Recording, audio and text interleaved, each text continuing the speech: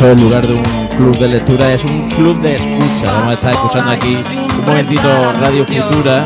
Esto parece Radio Juventud. Bueno, pues bien. Bueno, yo me siento bien. Pues vamos bajando. Bienvenidos, bienvenidas a esta cita con las narrativas pop, a maniobras de evasión, donde celebramos los relatos que aspiran a llevarnos a mundos mejores, a mundos de entretenimiento, a pasarlo genial. Y bueno, hoy vamos a tener los pies en el suelo, vamos a meternos en callejones oscuros, en despachos donde se negocia la vida y la muerte, los negocios. Vamos a transitar por el lado oscuro, ¿no, Javier? Sí, el lado oscuro.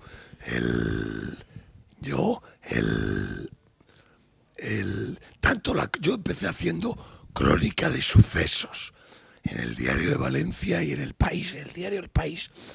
Y siempre quise hacer también novela negra, ¿no? Bueno, Javier, perdona, espera, no te he presentado. No, ahora pero tú te lanzas. Doy la respuesta a esto. Entonces, lo considero, ¿por qué tiene tanto éxito tanto la crónica de sucesos como la novela negra, policíaca, criminal?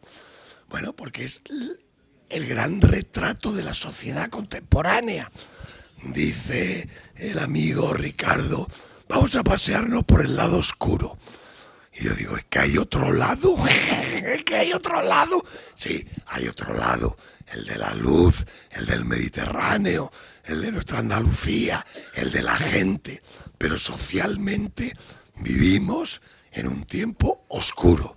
Y quien mejor lo cuenta es la crónica de sucesos o la novela policíaca. Y por eso tienen tanto éxito, por eso a la gente les gusta verlo. Ver historias de sucesos, leer novelas negras, ver series negras, porque es el gran género realista de nuestro tiempo. Ya me gustaría, mi querido Ricardo, que el gran género realista de nuestro tiempo fueran historias de hadas y príncipes azules, pero no es así. El gran género realista de nuestro tiempo es el que cuenta que hay muchos canallas sueltos haciendo daño a mucha gente. Pues Javier Valenzuela es acudiendo a los tópicos, que en alguna ocasión ha demostrado que hay que denostarlos, ¿no? Los tópicos, pero vamos, que hoy día es un periodista de raza, hijo de periodista, desde los años 80, principios, finales de los 70, pues ha estado casi en casi todos los ámbitos áreas del periodismo, el periodismo de sucesos, el periodismo cultural en Ajo Blanco, periodismo te pilló el golpe de Estado en Valencia, en el Diario de Valencia. Posteriormente, durante cerca de 10 años estuviste, 5 o 6 años estuviste pues como periodista de sucesos en El País en los años desde el 82 al 86. Después, pues como eres una persona inquieta, pues decidiste que tu rumbo estaba en medio mundo, has sido corresponsal en Rabat, en Beirut, en París, fuiste posteriormente director adjunto del diario El País, saltaste desde las redacciones a los palacios o a los despachos de poder como director de comunicación internacional con Rodríguez Zapatero en sus 2 primeros años de gobierno. Y bueno, pues también en ese ámbito de ir buscando nuevas aventuras, pues formaste parte de la fundación del periódico digital Infolibre y ya de su parte escrita Tinta Libre. Y ya pues decidiste en un momento determinado que eso no era suficiente, que te lanzaste a escribir novela negra, que es últimamente pues lo que estás volcado, más también como columnista en el diario.es. Y nada, Javier, pues detrás de todo eso... A eso añadiremos varios divorcios, porque toda esta vida nómada y aventurera que has descrito, y es así. Yo he tenido casa, qué decir, no de tener casa donde pasas 2, 3, 4, 5 años en una docena de ciudades del planeta, pero esto no hay pareja que lo aguante. Entonces he tenido varios divorcios también, creo que ando por mi quinto matrimonio. O sea, pero sin... Y he tenido 2 hijas con mi tercera mujer, una libanesa que conocí en Beirut en los años de las guerras del Líbano.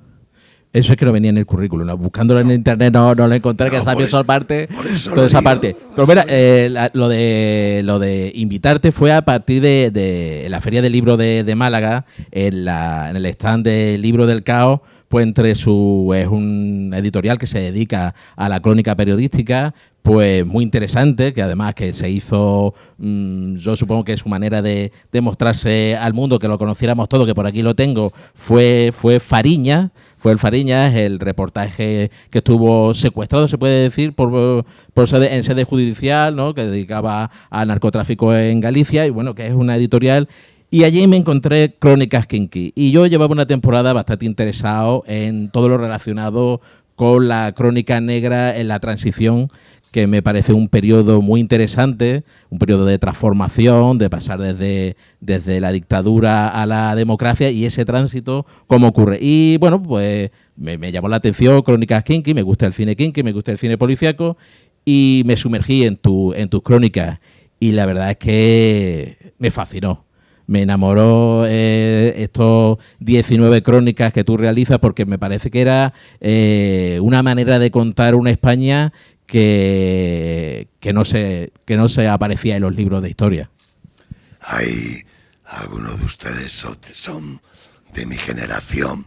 Hay un relato canónico de la transición, como aquello fue una balsa de aceite, en que gracias al buen rey Juan Carlos y a la sabiduría de 3 o 4 políticos, España pasó en un plis-plas de la dictadura a la democracia, que es falso, es un relato canónico falso. La transición fue larga, sangrienta, muy sangrienta, violenta, y fue protagonizada esencialmente por el pueblo español, ¿no? Que salíamos a la calle, nos manifestábamos, hacíamos huelga, firmábamos cosas. Bueno, y en ese periodo hay uno particularmente duro. Del terrorismo de ETA se ha hablado mucho, que yo no quiero... Este es un tema que está súper contado en España, pero hay unos años que son los años kinkis, que son el 78, 79, 80, 81, 82, 83, en los cuales en las grandes ciudades, Madrid, Barcelona, Sevilla, Málaga, Valencia, los atracos eran moneda corriente, de joyería, farmacia, a viejas que caminaban por la calle y les robaban el bolso. Las muertes por sobredosis de heroína eran constantes, que todos los días en Madrid había 3 o 4 muertes por sobredosis de heroína, y la brutalidad policial también era moneda corriente, porque la policía venía del franquismo, no tenía cosas de estas del CSI, de análisis de ADN, cámaras de videovigilancia, vamos a ver los móviles y tal, las redes sociales, no.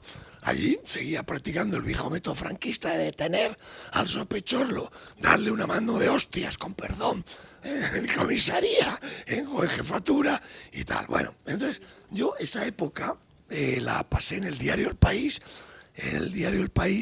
y combinando ser cronista de sucesos de ese Madrid kinky con la movida, porque yo era un chaval joven y iba al Penta, al Rocola, a bailar y tal y cual, y a divertirme y a intentar ligar y cosas de este tipo, ¿no?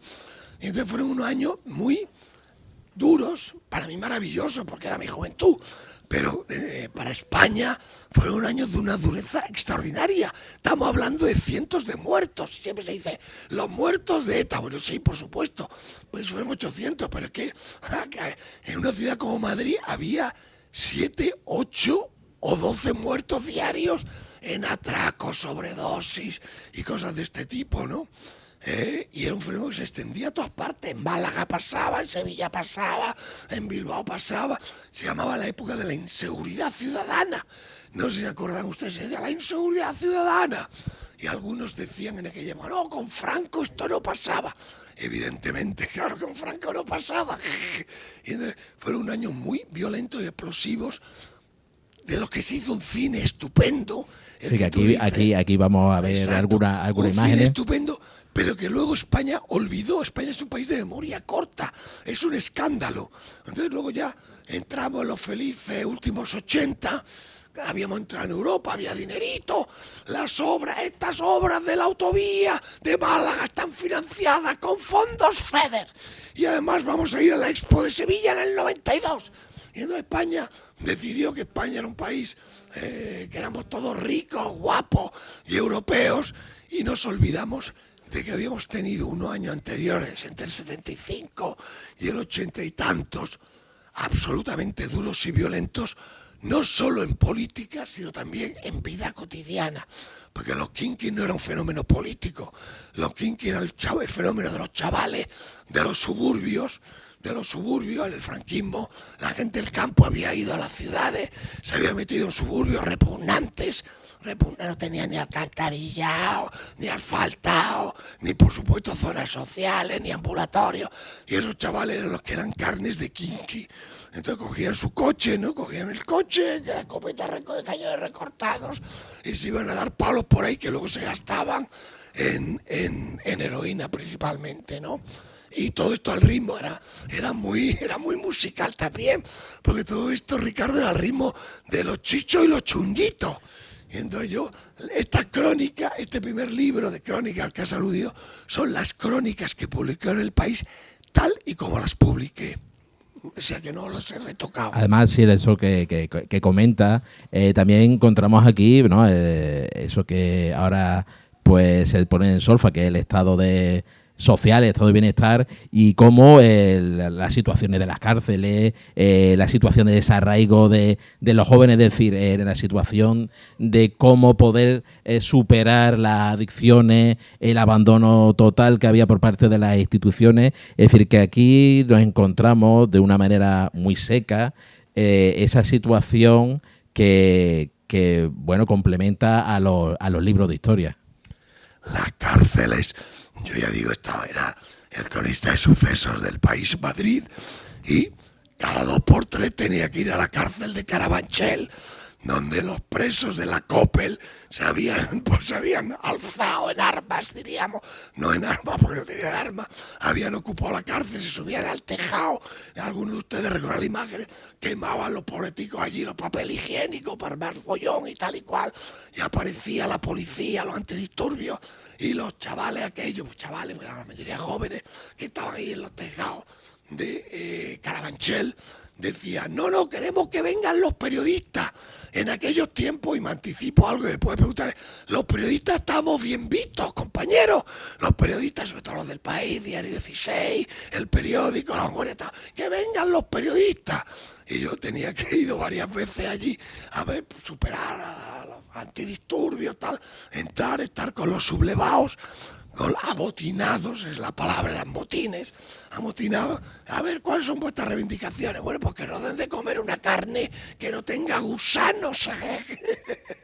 Que mi juicio yo llevo aquí en preventiva, Ricardo, llevo en prisión preventiva 4 años a la espera de juicio, a ver si se celebra ya mi juicio. Y entonces, bueno, se publicaban las crónicas en los periódicos y tal. Era una cochambre. La España hasta el 88, 89, 90, 91 era pura cochambre. Era la España de Franco, claro, pura España cochambrosa. Claro, y recuerdo nostálgico, claro. Si vivías en Marbella, la Marbella de los 80 ya era divina. Pero si vivías en Carabanchel, por decir un sitio de Madrid, o en La Chana, por decir un sitio de mi Granada local, natal, aquello era, querido, pura cochambre, es la palabra que corresponde. Y como periodista, ¿cómo enfrentabais a esa realidad? Es decir, en una redacción como la del País, que eso ya es como tiempos del pasado, que ya nunca volverán, ¿cómo se vivía ese trabajo de información en la cochambre? Pues se vivía porque los periodistas de aquella época, los de la transición, creíamos en una cosa que hoy no creen las pobres nuevas generaciones, que era que teníamos una misión social. sobre todo después del franquismo, que era denunciar el lamentable estado de España y de los españoles y pedir más libertades, más justicia social, el inicio de un estado de bienestar, que hubiera ambulatorio, colegio, escuela. Queríamos que esa era nuestra misión social y queríamos que teníamos una misión social y coincidía un momento feliz en que los lectores lo apreciaban. La profesión de periodista estaba muy valorada en aquellos años, muy valorada. La gente iba a los periódicos a denunciar, o cuando iba a los sitios, incluido un motín en Carabanchel, los amotinados decían, sí, los periodistas, que pasen los periodistas, ¿no? Y aquello, los lectores también respondían. El diario El País tenía 1 millón de ventas diarias. Se dice pronto, 1 millón de ventas diarias, ahora vende 40.000 el papel, ¿no? Que ganaba mucho dinero, se ganaba mucho dinero también en periodismo y se cobraba bien, ya me anticipo, se cobraba bien, los periodistas estábamos bien pagados y los periódicos ganaban dinero y entonces te permitían que hicieras investigaciones. Y había ese fenómeno de que el periodismo era un instrumento, el quinto poder, un instrumento al servicio del pueblo, ¿no? Nosotros nos lo creíamos, la sociedad se lo creía y leía los periódicos, nos apoyaba, nos recibía y hacíamos evolucionar las cosas. Porque entonces el gobierno, no es como ahora, que se publicaba algo en El País o en el periódico de Cataluña o en el diario 16 o en Interview, una revista que había Interview y tal, se sabía que aquello era verdad. Ricardo, que esto es importante. La gente cuando lo veía decía, esto debe ser verdad. No, esto debe ser verdad, no. Esto es verdad. Si lo saca El País, esto es verdad. Esto también afectaba a los gobernantes, que a partir del 82 ya era Felipe González. Pero si tú publicas una cosa del País denunciando una tropelía policial como la del Nani, el presidente del gobierno, Felipe González, me consta, se preocupaba mucho. Y el ministro de Interior, que daba reunión, se preocupaba mucho. ¿Qué es lo que pasa ahora? Que bueno, ahora salen 200.000 cosas y ¿qué es la verdad, qué es la mentira? No se sabe, no se sabe. En aquella época lo que se publicaba era la verdad, porque es que lo verificábamos, con perdón, lo verificábamos de cojones, o sea que no publicábamos nada que no estuviera verificado una vez, 2 veces, 3 veces, que no hubiéramos hablado con los protagonistas, con todos los protagonistas, con el detenido, con su abogado, con los familiares, con la víctima, con sus familiares, con su abogado, con el policía que había hecho la investigación, con el fiscal que iba a trabajar en el caso, con el juez que había el caso. También eran más accesibles que hoy en día. No existían los gabinetes de prensa. No existían los gabinetes de prensa, ni que la policía te cuente las cosas porque lo pone en X o en TikTok o en Instagram y qué guay, la versión policial. Ahora la policía da a los medios, le da los vídeos. O sea, la Policía Nacional ha hecho una maravillosa operación de desarticulación de una red de narcotraficantes en Nerja. No te muevas, periodista. Aquí te doy el vídeo, el clip. Te lo paso, pum, pum. Y entonces se ve chun, los agentes entrando, al suelo, Guardia Civil, tal. Y entonces, y la versión con el spin, con la interpretación. La Guardia Civil ha detenido en Nerja una peligrosa red de narcotraficantes croatas que planificaban invadir la península ibérica con heroína procedente de Afganistán.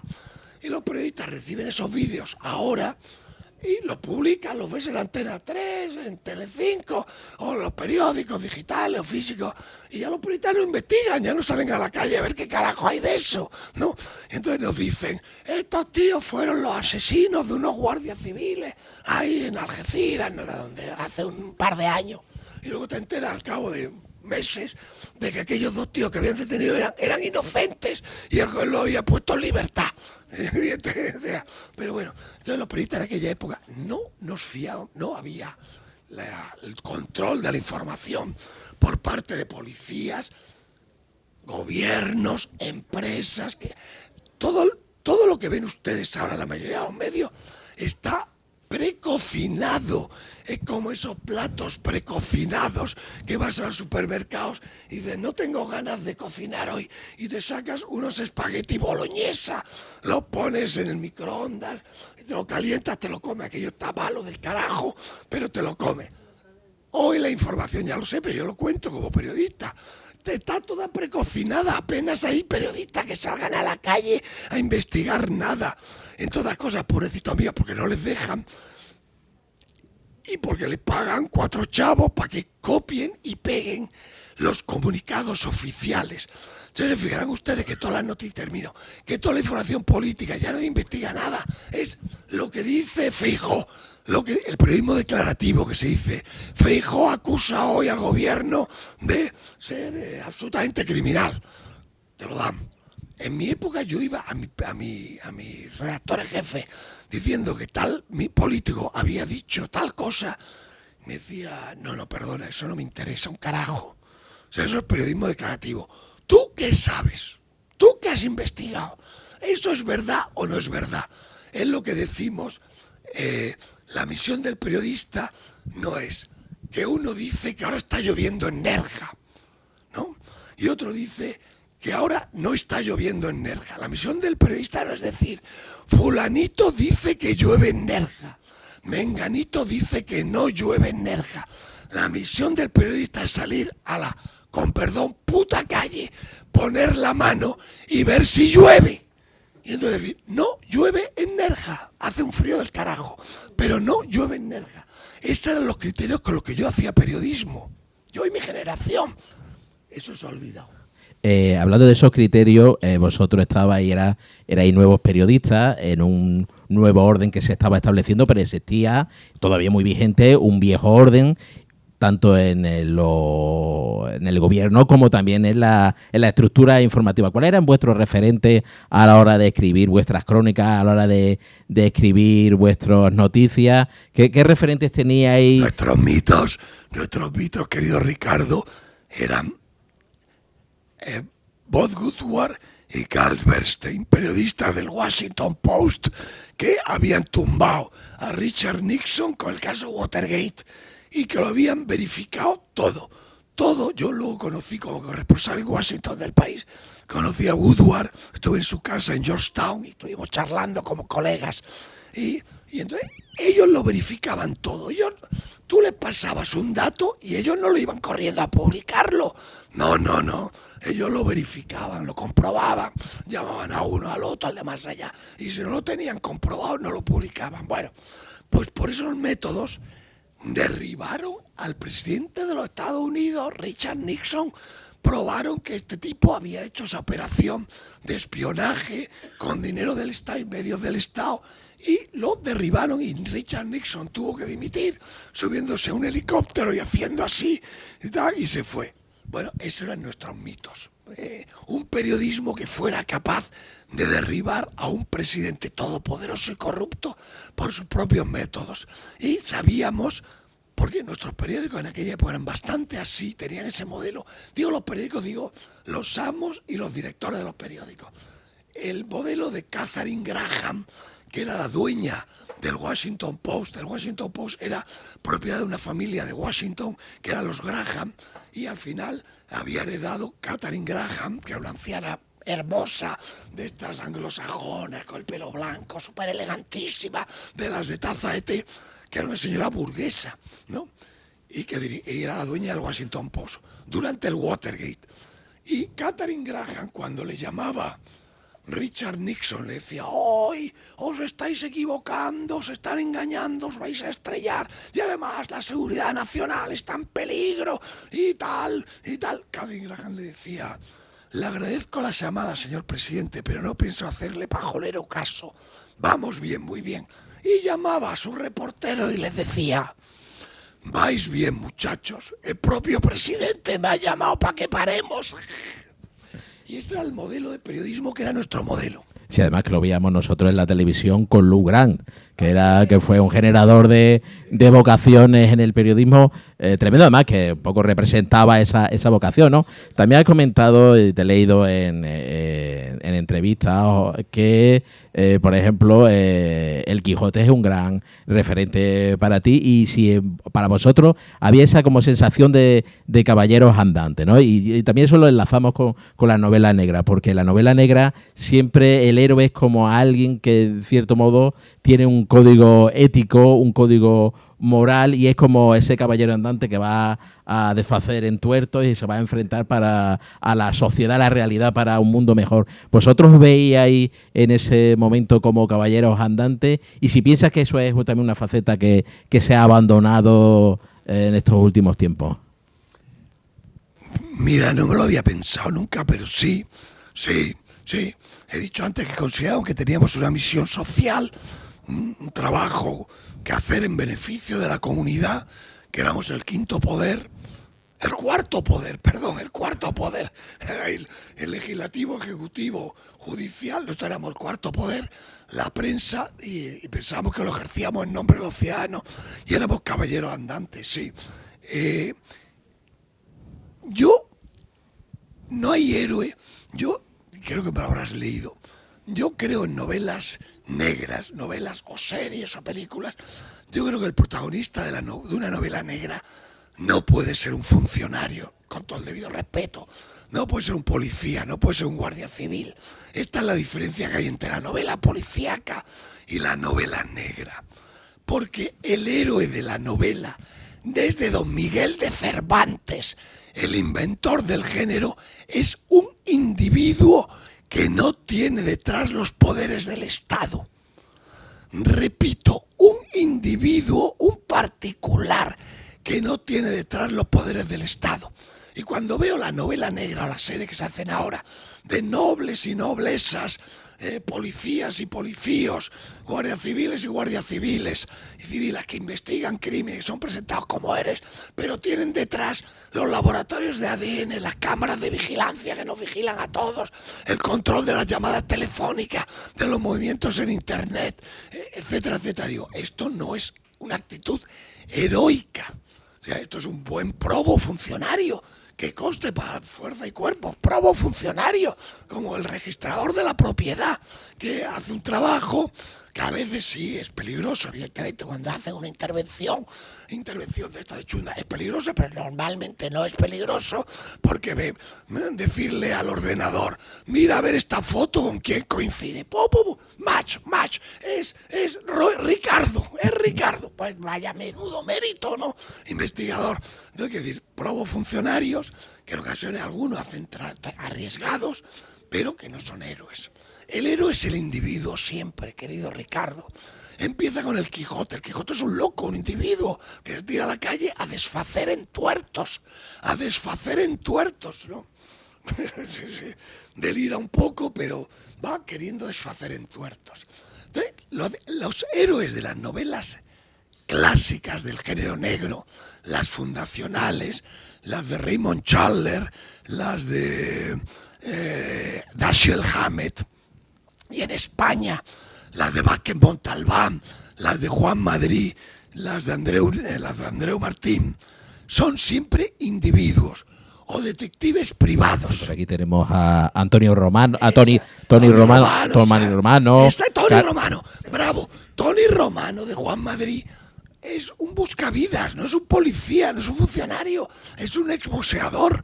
Y no tienen los tremendos medios del Estado, que nos estará escuchando y al que saludamos. El Estado siempre nos está escuchando, querido. Pegasus is everywhere. Pegasus, desde aquí saludo a Pegasus. Pegasus, ¿sabéis lo que me estará escuchando? El héroe no es el Estado, el héroe es el individuo que no tiene el poder del Estado. Tony Romano. Entonces, fijaos que en las novelas clásicas y en las películas clásicas, esa que interpretaba Humphrey Bogart, el héroe no era un policía, el héroe era un detective privado al que la policía hostiaba, encerraba en un calabozo. Ahora un renegado como Pepe Carballo, ¿no? Ahora un renegado como Pepe Carballo. Un renegado que era... Bravo, como Pepe Carballo, que había sido exagente de la CIA, pero que ahora trabajaba por su cuenta en la Barcelona de los 80 y los 90 y arreglaba y hacía investigaciones. El héroe, exacto, Pepe Carballo, Tony Romano, siempre ha sido así. Philip Marlowe, Sam Spade, siempre ha sido un individuo. Porque os lo digo, ustedes que son lectores, no se crean una obra literaria en la que el héroe no es un individuo, hombre o mujer, pero que no tiene detrás el poder del Estado o el poder de una gran corporación. Porque la novela nace básicamente con la burguesía, a partir del siglo XVI, XVII, pero sobre todo en el siglo XX, Balzac, Víctor Hugo y compañía, para contar la heroicidad del individuo frente al poder. O sea, entonces, frente al poder. Entonces, el Quijote, eso lo habla muchas veces con el querido Juan Madrid, que también vive en Salobreña.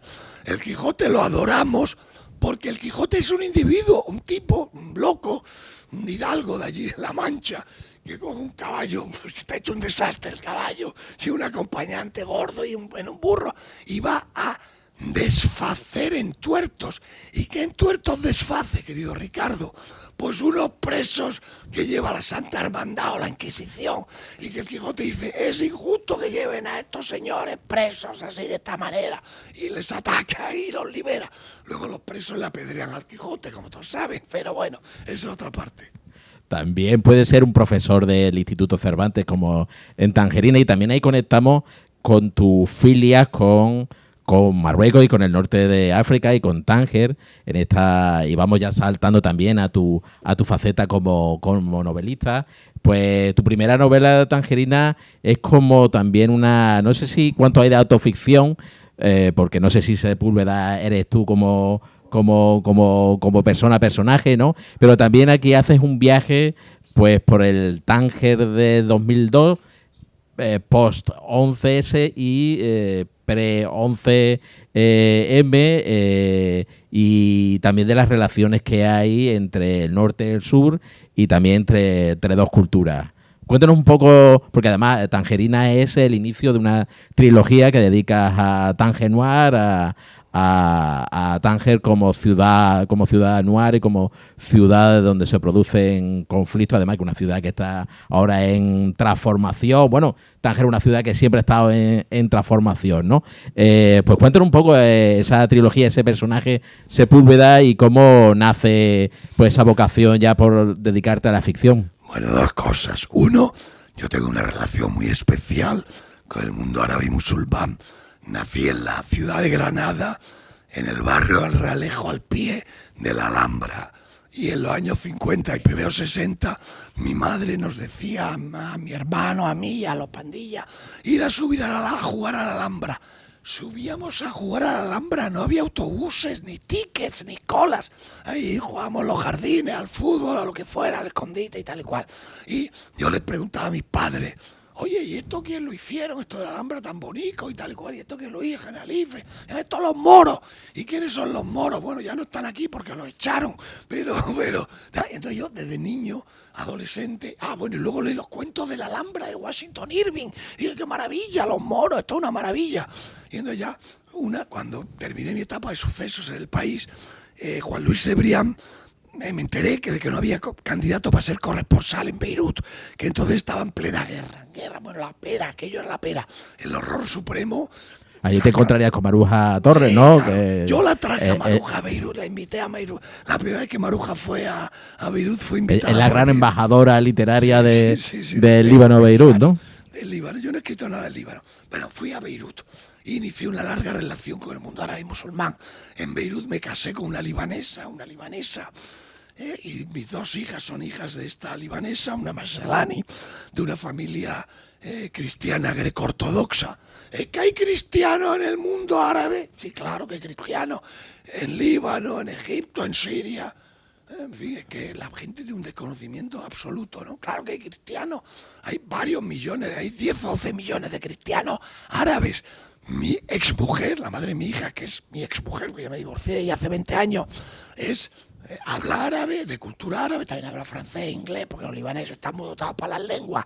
pero es cristiana, o sea, ay, ¿cómo que tu ex no lleva velo? Pues ¿cómo va a llevar velo? Dice, no es obligatorio el velo en el Líbano. Ah, no. No es obligatorio, no. La gente se confunde el mundo árabe musulmán con Arabia Saudí. También me han dicho, cuando me llaman, y voy llegando a lo tuyo, cuando me llaman y me dicen, ¿dónde estás tú? Y digo, en el number one, en Tánger, tomándome una cervecita. Y me dice el Cenutria de Madrid. Ah, es que si hay cerveza en Marruecos. Pues claro, coño, que hay cerveza. La Flag, la Stork, la Casablanca, cervezas locales. Y quieres cerveza de importación, Heineken, Alhambra, la que tú quieras, claro. La gente un desconocimiento total, ¿no? Bien, entonces tengo una gran relación con el mundo árabe y musulmán. Luego he estado viviendo en muchas ciudades. Bueno, pero al final de mis días, voy llegando a lo tuyo, al final de mis días decidí que Tánger era el oriente más próximo que teníamos, los españoles. El oriente más próximo. Haces un vuelo desde Málaga, ahí al lado, Málaga. 15 minutos estás en el Ibn Battuta de Tánger, ¿no? O si vas por barco, pues ferry, 30 minutos estás en Tánger. Y el cambio cultural es total. Ya estás en Dar el Islam, en un país que sigue, que muchas cosas sigue siendo como era nuestro Al-Ándalus, como eran Granada, Málaga, Jaén, Almería, Sevilla, Córdoba. O sea que la gente va con chilaba, cosas de este tipo, tabacuscú y cosas de este tipo. Es como lo que éramos nosotros. Yo soy andaluz y andalusí, y como nosotros, pero el corte es tremendo. Bien, vas a algunas ventajas añadidas. Una, es la ciudad más liberal de Marruecos. Liberal en el buen viejo sentido de la palabra. Abierta, liberal. No es obligatorio con la mujer. Nadie, no llevan velo, chicas, no llevan.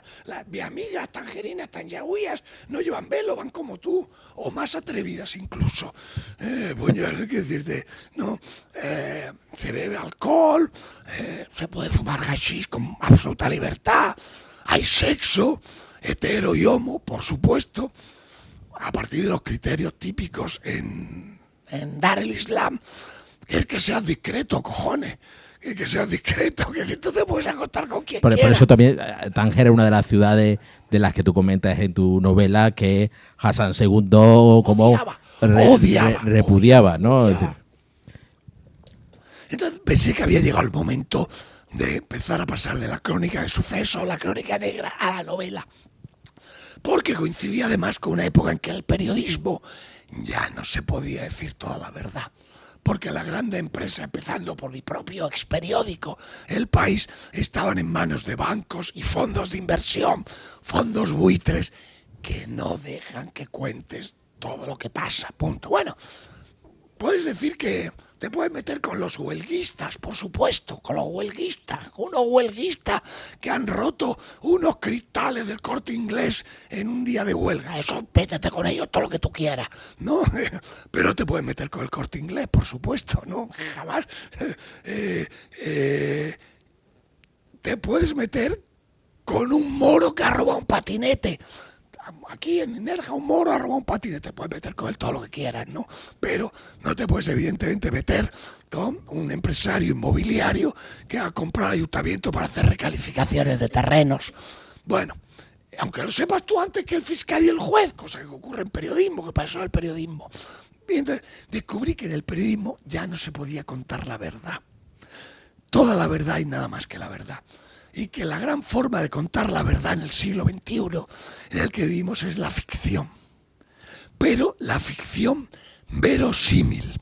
Entonces, la diferencia que hay entre una crónica de sucesos y una novela negra es que la crónica de sucesos trabaja sobre lo probado. Y la novela negra trabaja sobre lo probable. Es probable que aquí en Nerja, bueno, no digamos en Nerja, pongamos otra ciudad, Estepona, porque no nos acusen los hoteles locales, haya un tipo que esté comprando al ayuntamiento para recalificar unos olivares y construir allí una urbanización de lujo, que será muy bonita y se va a altos del no sé qué. Bien, pero hoy ya no lo puedes publicar. Prácticamente no lo puedes publicar. Lo que veis de información de este tipo es cuando ya está judicializado, Fijaos, cuando ya hay un juzgado investigando, el periodista dice, el juzgado de instrucción número 12 de Almería está investigando al presidente de la Diputación. Sí, cuando hay una denuncia... Y ha sido judicializada. Pero el periodismo de por sí ya no puede. El periodismo convencional, porque, bueno, manda el que manda, y mandan bancos y fondos de inversión. Entonces dije, la mejor manera de contar lo verosímil, lo probable en la novela negra. Y entonces me dije, bueno, pues voy a ambientarla en Tánger. Voy a ambientar novelas negras en Tánger.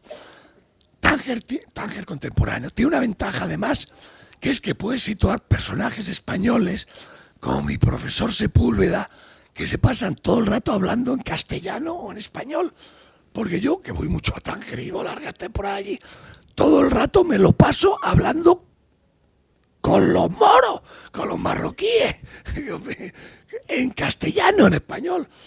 Porque es una ciudad que, cuando vayáis a Tánger y habléis a alguien y en castellano y no os conteste, es que no es tanyagüi, es que es un inmigrante que viene del sur de Marruecos, porque los tanyagüis auténticos hablan todos español, castellano, y entre otras cosas han estudiado farmacia en la Universidad de Granada. Yo tengo una amiga farmacéutica que ha estudiado en la Universidad de Granada, que conoce el lebrijano, que conoce el flamenco y que habla castellano con un acento granadino que echa para atrás, ¿no? Entonces, en Tánger puedes poner personajes que hablan todo el rato en castellano. Yo fui muy amigo de un gran escritor marroquí que se llama Mohamed Chukri, que es su personaje en mi novela, un escritor maldito marroquí, y yo con Chukri hablaba todo el rato en español, pero en español como el que estoy hablando aquí, ¿no? Porque él hablaba español perfectamente, ¿no? Y dije, bueno, es un buen escenario para... Además, Tánger tiene también toda esa condición exótica como ciudad internacional que fue de principios de siglo, ¿no? Es decir, de espacio donde, bueno, pues ha pasado toda la intelectual, toda la generación beat, pues allí también tuvo su época los Rolling Stones, creo que también los Rolling Stones, ¿no? Es decir, que también tiene todo ese trasfondo mítico, mitológico, ¿no? Me encanta ir al Café Jaffa, que está al lado de la casa de la que fue casa de Bárbara Hatton en Tánger, cerca de la casa de Tánger, sentarme allí y hablar con el dueño del Jaffa, que es un viejito adorable, y hablar de cuando los Rolling Stones iban allí a ese café y fumaban kifi y ven las fotos de Mick Jagger y Keith Richards allí fumando la pipa con el Sepsi, que es la pipa larga para fumar kif en la hierba. No es el hashish, la hierba, tal, ¿no? Tánger siempre ha sido una ciudad internacional y han ido muchos anglosajones. La Beat Generation, William Burroughs escribió allí The Naked Lunch, el almuerzo desnudo, en el Hotel Mumiría. Paul y Jane Bowles, los Rolling Stones, todo Dios ha ido por allí. Patricia Highsmith, Highsmith, franceses también, Jean Genet, el más maldito de los franceses, porque es una ciudad muy abierta y muy liberal. Liberal en el buen viejo sentido de la palabra. Hoy en día, Ricardo, cuando dice liberal, la gente se cree que es Ayuso. No, perdón, Ayuso no es liberal. Ayuso será en todo caso eso que se llama neoliberal. Que de liberal es lo que mi abuela decía de alguien que es una persona liberal, que decir que es abierta, partida de la libertad, tolerante, cosmopolita, viajada. Eso quiere decir liberal. Bueno, pues es una ciudad muy liberal. En Tánger puedes hacer un montón de cosas. Es un sitio también gay, un escenario gay, Tánger, de toda la vida. Porque, como digo, en Tánger se puede hacer prácticamente de todo, siempre que lo hagas con discreción, de puertas para adentro. Es decir, es que el poder, o en cierta parte, la sociedad siempre necesita una válvula de escape, ¿no? Y hay determinadas ciudades o espacios que se convierten en ese y que son muy novelescos, ¿no? Como en el caso de Tánger, ¿no? Donde permite... Bueno, No, me encanta, porque el otro día, este domingo, me llama mi hija Maya, que es adorable, que había estado en Barcelona, y dice que había salido a correr por la noche en Barcelona. Me dice, papá, pero tuve una cierta sensación de inseguridad, de riesgo, de peligro. Le digo, Maya, parece mentira que seas hija mía. Mira, sí, Barcelona es una ciudad canalla, insegura, con más peligrosa que sin duda que Soria. Dice, pero tu padre no hace sino elogiar a esas ciudades y escribir sobre esas ciudades. Se llaman Barcelona, se llaman Marsella, se llaman Berlín, se llaman Tánger. Sí, claro, las ciudades que son canallas, fronterizas, suelen ser puertos marítimos, fronterizas entre dos países y canallas, sí. La Barcelona de Vázquez Montalbán, que se acaba, no de tatuaje. Háblame de amor marinero, como es Figueroa. Háblame de amor marinero, como la canción esa. Cántala. ¿No? Canturreala, que no me acuerdo. Háblame de amor marinero. Claro, tatuaje. Eso es que pasa en Barcelona. Y claro, marineros, prostitutas, narcotraficantes, policías corruptos. Y en esos sitios se disfruta, porque además también tanto en Tangerina como por ejemplo, también Demasiado tarde para comprender, o en Pólvora y Tabaco, siempre y Cuero, también se cruzan personajes reales, personajes de la cultura, ¿no? Como estabas comentando aquí pues gente del mundo de la cultura de la movida, y en la novela situada en la Guerra Civil, pues tienes ahí a Arturo Barea, Hemingway, ¿no? Es decir, que te gusta también meter elementos, salpicar con elementos de la cultura pop, ¿no? Como te descuides, Ricardo, en la que hagas sobre Nerja sales tú. No creo yo. No. Sí, tengo poco yo que contar. Es que pongo personajes reales, pero históricos o amigos míos, que los pongo en la acción, haciendo cosas, ¿no? Y entonces, un amigo mío, Alberto Gómez Font, que lo he puesto en un par de novelas de estas de Tánger, me dice, la gente se cree, cuando le digo, soy Alberto Gómez Font, dice, pero eso no es un personaje de ficción. Y dice, no, es un personaje real. Pero mi amigo Valenzuela me ha puesto en un par de novelas como personaje de ficción, ¿no? Pero bueno, esto es un truco, a mí me encanta. Porque primero a los amigos les encanta salir en las novelas, siempre los pongo bien, ¿eh? Que si te pongo una novela, en una novela... Sí, por favor. Bueno, ponme como canalla. Ya que soy modosito en la vida real, pues ponme como canalla, ¿no? Canalla sí. Alberto Gómez Font en mis novelas tangerinas sale como haciendo cócteles. Como un tío que hace cócteles, ¿no? Que hace muy buenos cócteles, que hace un old fashion estupendo, ¿no? Te pondría de cócteles y de cóctel, haciendo cócteles, ¿no? Venga, está bien. De cócteles. Pero no. Los malos, mis malos son siempre los malos de la realidad. Ya me anticipo. Son los empresarios y banqueros corruptos. Los jueces y policías venales. Esos son mis malos. A mí no se me va a ocurrir poner de malo a un pobre pelana que roba 20 euros en una frutería para dar de comer a su hijo. Oiga, por favor, ¿qué género negro es ese? No, los malos de verdad. Y creo, como decía al principio, que el crimen es la expresión de la sociedad, de los enfermos, es el síntoma de los tumores que sufre una sociedad. Y si me preguntas, que lo he dicho varias veces, ¿tú cuál crees que son los delitos más habituales en España y lo más inquietante? Pues lo digo, la corrupción política y económica. España es un país donde, como dice un amigo mío, se mata poco, afortunadamente. No.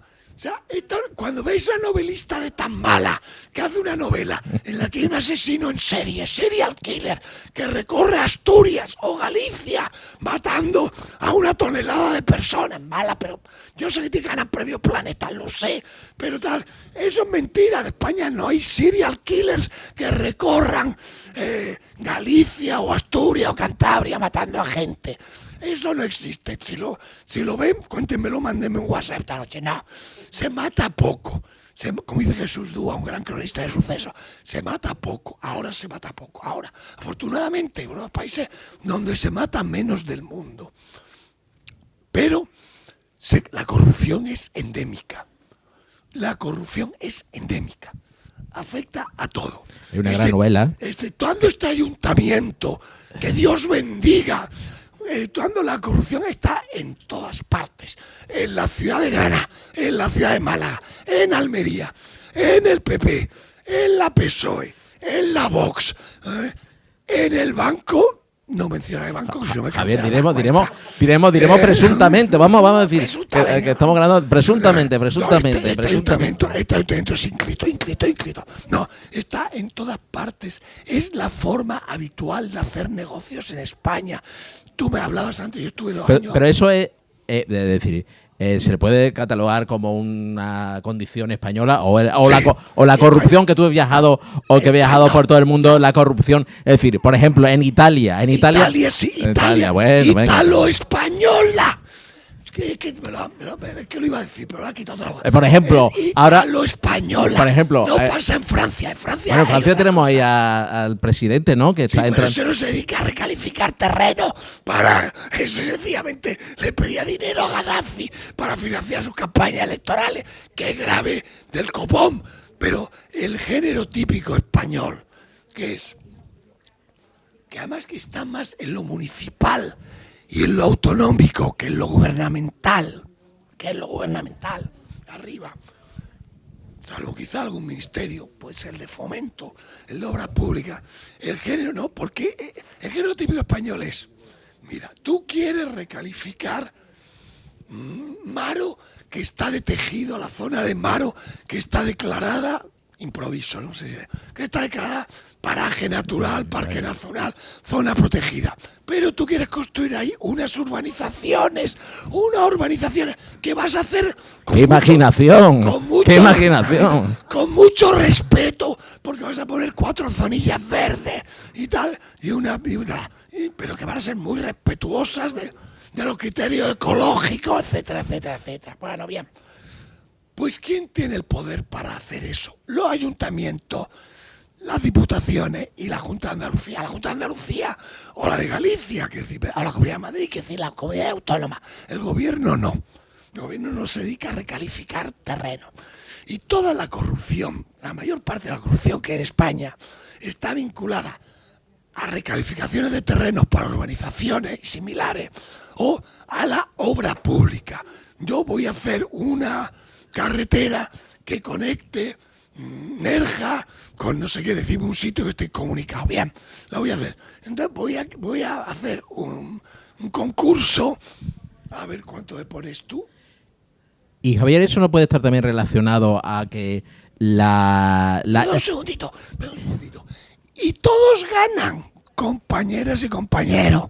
Gana el concejal, el alcalde y el partido que recalifica o da la obra pública. Gana la constructora, por supuesto. Gana el arquitecto de la constructora, por supuesto. Ganan los trabajadores. La famosa fórmula de es que vamos a crear riqueza y empleo para Nerja. ¡Ole! Y te vamos a hacer para tener 120 puestos de trabajo. Y gana el bar y el restaurante que da de comer a esos trabajadores. Y todo Nerja hacen un referéndum. Todo Nerja no, porque Nerja sabemos que es una localidad que brilla por su honestidad. Vamos por otro ejemplo. Eso, por favor.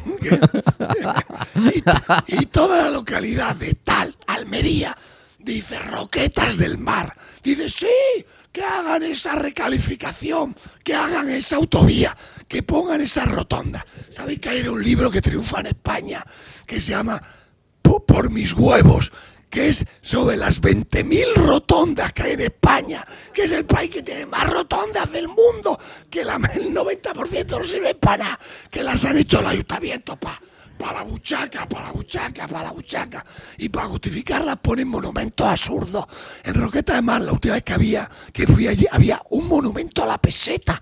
Si vais, no os lo perdáis, en una rotonda hay una peseta y se llama monumento a la peseta. Pues eso costaría 6 millones de euros. 6 milloncillos de euros. Pues meto una cuñita.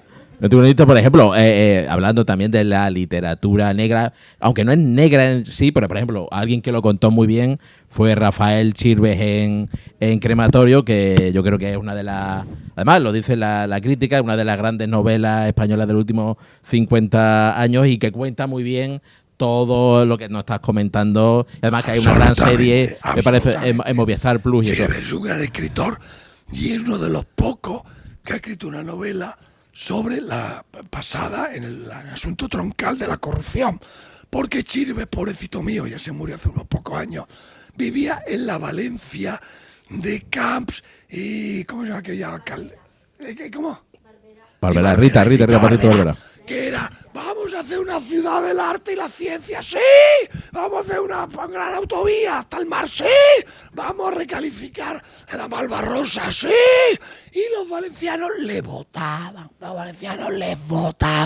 y Chirves, que era un hombre con gran sentido moral, aparte de un gran escritor, lo contó en Crematorio, pero no ganó el premio Planeta, hermano, ganó el premio Planeta, no diré más.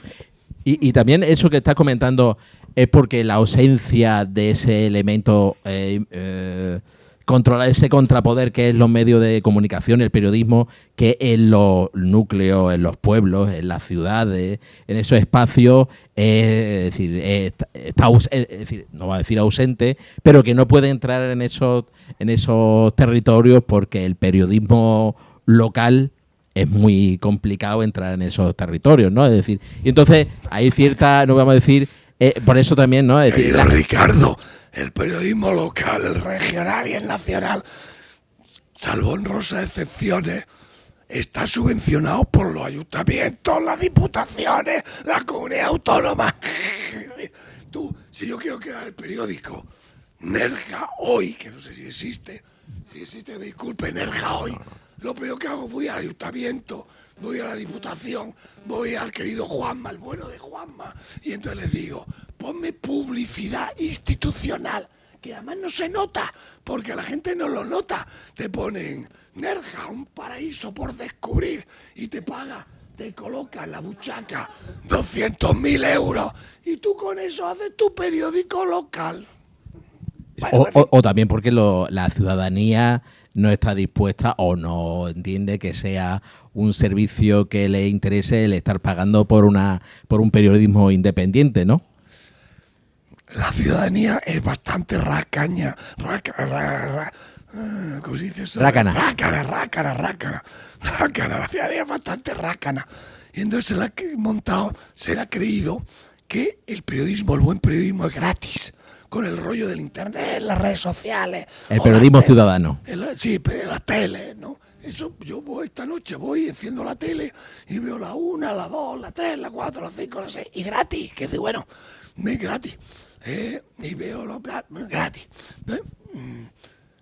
Y se olvida de que ese buen periodismo que yo reivindico y que existía en los años 80 en nuestro país, España, era periodismo pagado.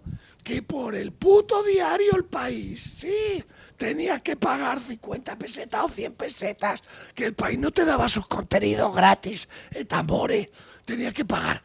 Luego ya vino la época de internet y la gente se cree que esto tiene que ser gratis, ciertamente. Entonces, como no puede ser gratis, quieres pagar a buenos periodistas que hagan su trabajo, que tengan su tiempo y tal, pues entonces la solución que han encontrado las administraciones locales y autonómicas es decir, no te preocupes que ya te lo financio yo.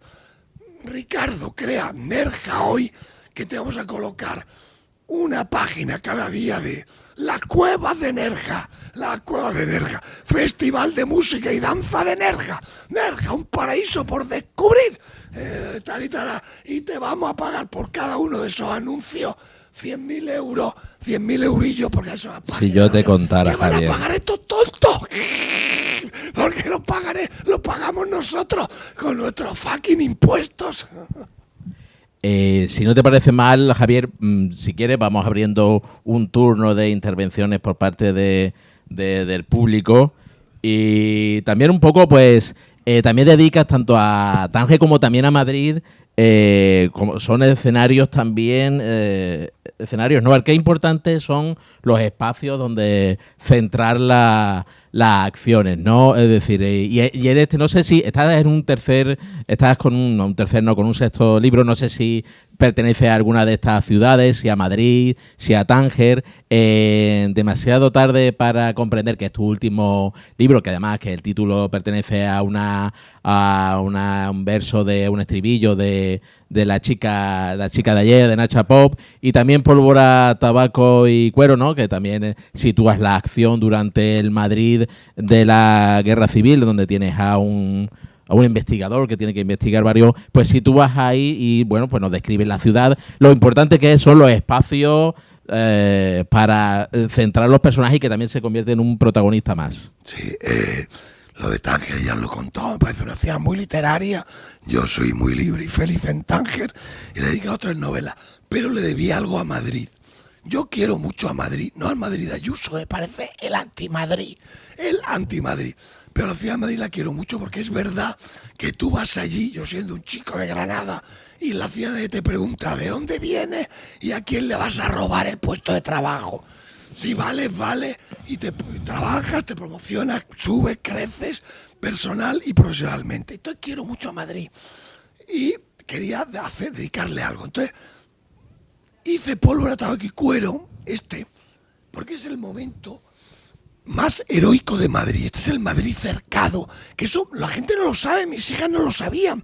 Madrid es una ciudad que estuvo 3 años cercada, sitiada por las tropas de Francisco Franco, bombardeada a diario, y la gente sobrevivía allí, comiendo cada vez menos, muriendo a causa de las bombas y del frío, porque no había manera, todos los árboles fueron quemados para hacer leña y van del frío. Bueno, en ese Madrid yo sitúo esta historia cuyo protagonista es un anarquista del barrio de Tetuán, en línea con lo que decía antes.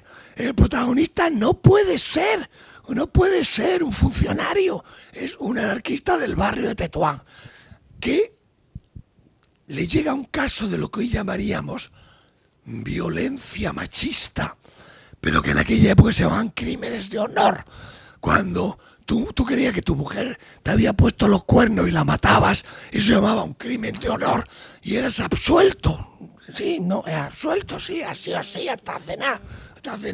Y entonces este detective, este no es un detective, es un investigador anarquista, recibe... Es guardia de asalto. No, había sido guardia de asalto. Veterano de la guerra de África, ¿no? Exacto, había sido veterano de la guerra de África, guardia de asalto. Le habían echado de los guardias de asalto por negarse a reprimir una manifestación. Llega el 18 de julio y lo nombra, los libertarios, los anarquistas del barrio de Tetuán lo nombran delegado de seguridad.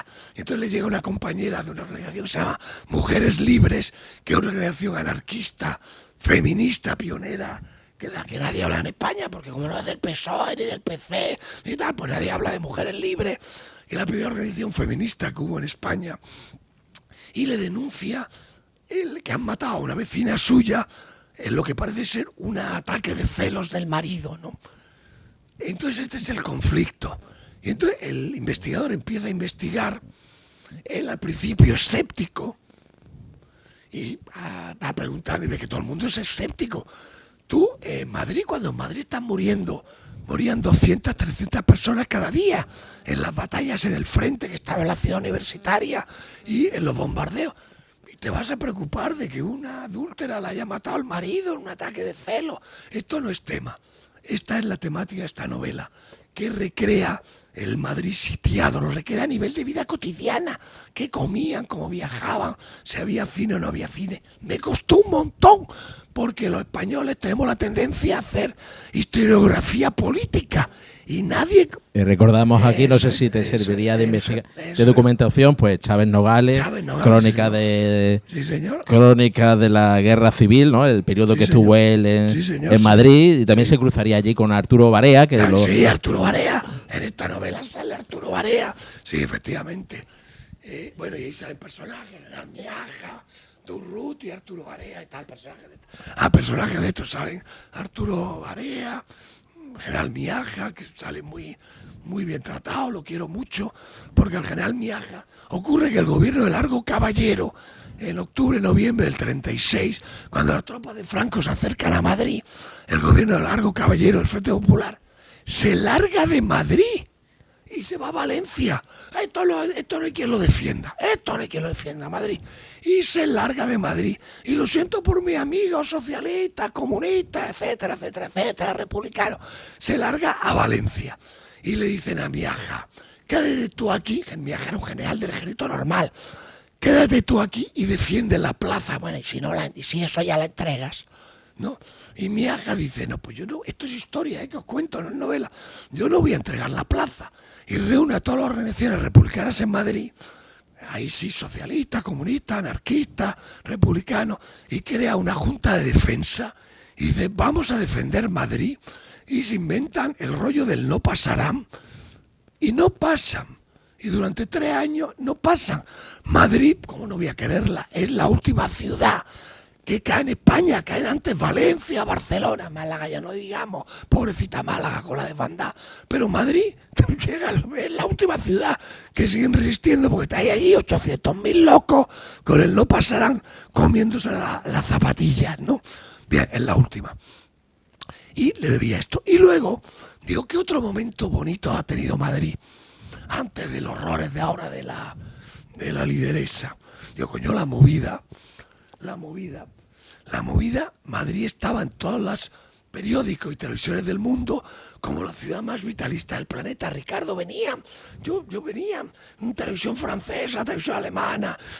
Andy Warhol estuvo por allí, ¿no? Claro, Andy Warhol, ¿no? Claro, a ver, Madrid, ¿qué pasa? La movida, Almodóvar, el pop, no sé qué, no sé más, tal. Esto es fabuloso.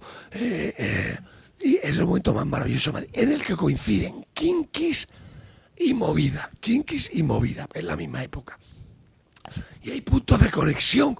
Kinkis y Movida, cuando venía Camarón de la Isla a Madrid a actuar en el Conde Duque, íbamos Kinkis y Movida a verlo. Luego Camarón a veces resultaba que se cancelaba el concierto. Porque también por el vínculo. Lo conociste, ¿no? Porque el tío le había dado un mal rollo y tal y cual, y ya que se cancelaba el concierto. Y a ver quién te devolvía el dinero. Bueno, y le dedico ese momento. Y como ha hecho Ricardo antes muy bien, todos mis libros tienen una banda musical, pero demasiado tarda para comprender explícitamente. Cada capítulo es una canción. Cada capítulo es una canción. ¿Me permites un poco de promo? Sí, claro. Cada capítulo es una canción. Además que conecta también, conecta las dos, pólvora, tabaco y cuero, a través del personaje de Liberto Sanz, ¿no? Que también hablábamos antes del Quijote. No sé si también es un poco quijotesca la pareja de Ramón Toral y de Liberto Sanz, ¿no? Tienen ese componente, ¿no? Don Quijote y Sancho, ¿no? Uno taurino. Juro que no conocía a Ricardo. Tío listo de cojones. ¿Ha visto? No, listo. Fiaros de él. Vamos a pasar ahora a un cepillito. No, listo es hacer las conexiones. Hay gente que no ha pillado que el personaje de esta novela, que es una chica que se llama Olga Sanz, periodista de Diario 16, es la nieta del Sancho Panza de esta novela que se llama Liberto Sanz. Y entonces Liberto Sanz es un anarquista, CNT, años 30. Taurino. Taurino. Y Olga es una chica de la movida, minifalda de cuero, medias de rejilla, etcétera. Pero eres tú. Bueno, soy yo. Olga Sanz eres tú, ¿no? Si yo hubiera sido, mira, coño, listo de cojones este tío. No, me leo las entrevistas. Es decir, existe internet. Es decir, que yo me documento previamente. Tampoco me quitaré, ¿no? Olga Sanz, no diráis más. si hubiera sido chica, en los 80 era chico. Pero Olga Sanz sale a ligar al Penta. Y pilla a un tío en el Penta, se lo lleva a su casa a la calle San Bernardo y se lo zumba. Y al día siguiente por la mañana, cuando el chico le pide el teléfono, le dice, no, es que he cambiado de teléfono, no me acuerdo con el nuevo. Y lo larga a la calle. Y es un homenaje a todas esas chicas de la década de los 60, 70, 80, todo transcurre en los 80, que ahora hay un cierto feminismo adanista, lo siento Irene Montero, pero va por ti, que se cree que ha descubierto el mundo y que no sabe que hubo mujeres libres, Clara Campoamor, o sea que hubo mujeres en la República, mujeres en los 60, 70, 80, que lucharon por la igualdad de géneros y que esto no solo y que el sí es sí, que estoy a favor, no es un invento de Irene Montero, por el amor de Dios.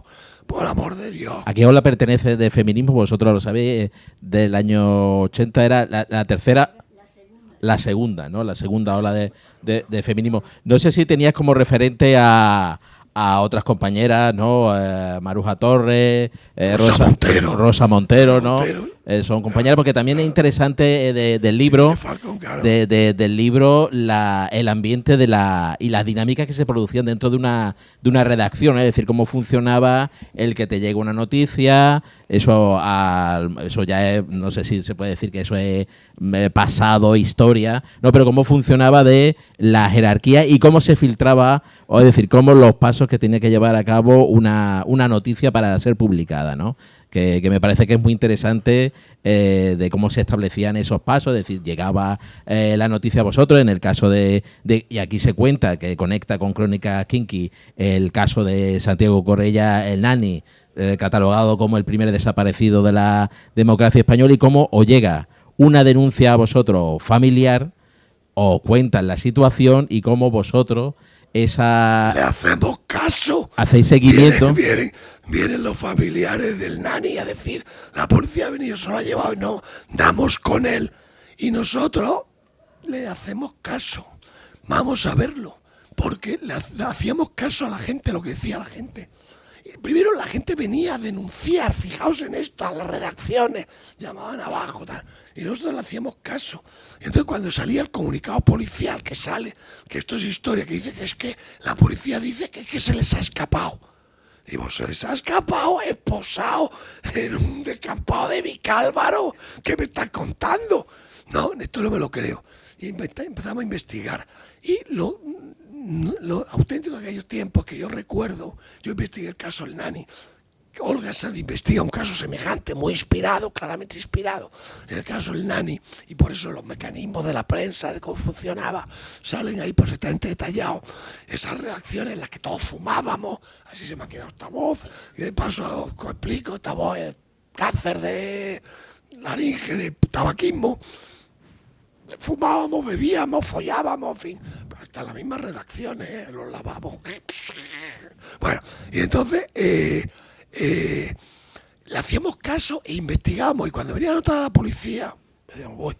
Y nuestros jefes, yo me acuerdo que empecé a trabajar en el caso del Nani, a mí no me cuadraba que se hubiera escapado, y de determinado publiqué una información que el país era muy potente. Hoy en día no, que se llamaba el Nani, un año sin dar señales de vida.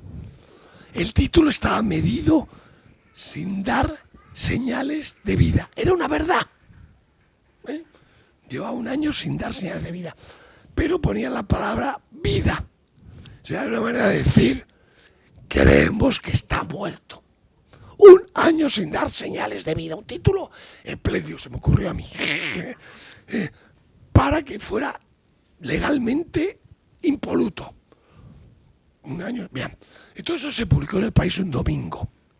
Una doble página.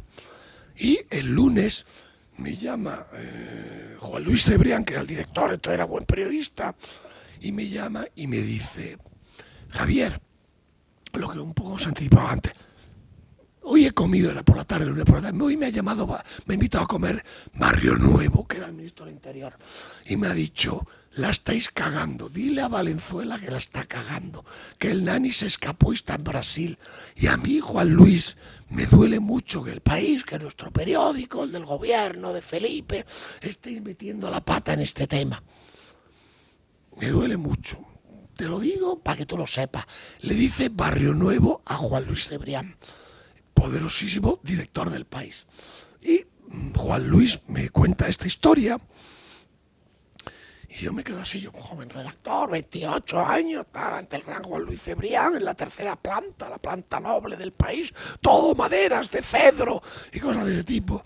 Digo, ¿qué me estará diciendo? Y me dice, vas bien, Javier, sigue. Si el ministro del Interior está tan preocupado para llamarme a mí, invitarme a comer y soltarme este rollo, es que vamos bien. Y me acuerdo de sus palabras, dice, sigue, coma, chaval, coma, sigue. Y yo dije, ya está, lo tenemos.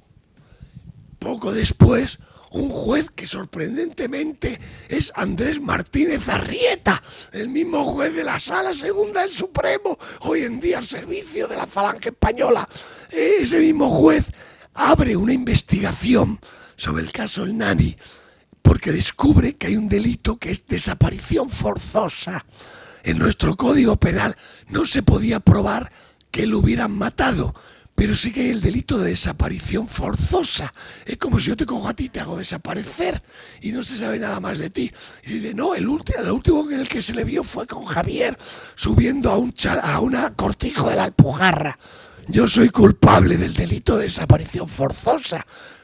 No de haberte asesinado, porque mientras no hay cuerpo, no hay cadáver, no hay asesinato, pero sí desaparece. Y la policía está obligada a dar cuenta de los detenidos. Se llama democracia o Estado de Derecho. O sea que si te detienen, o te presenta ante el juez, o te pone en libertad. No puedo decir aquello de, ay, no sé dónde está.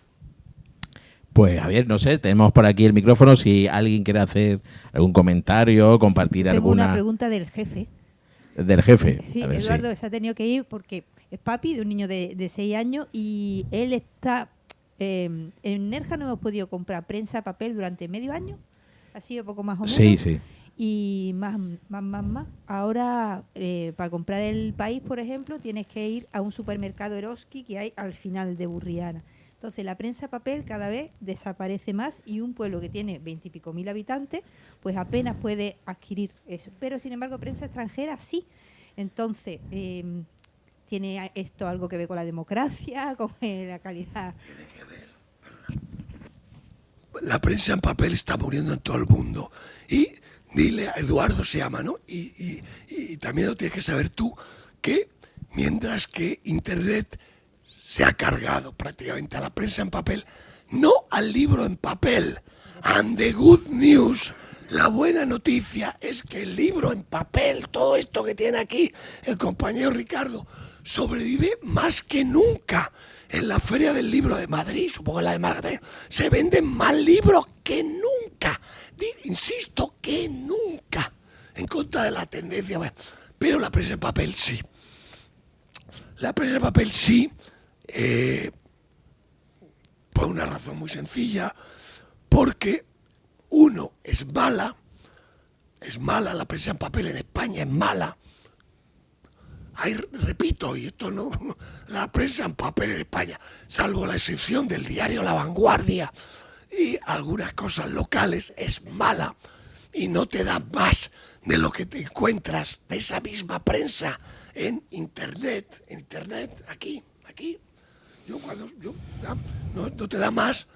Y dos, la pregunta que no voy a rehuir de por qué la prensa extranjera se vende aquí. Porque está subvencionada, porque los gobiernos de Francia, Alemania o Inglaterra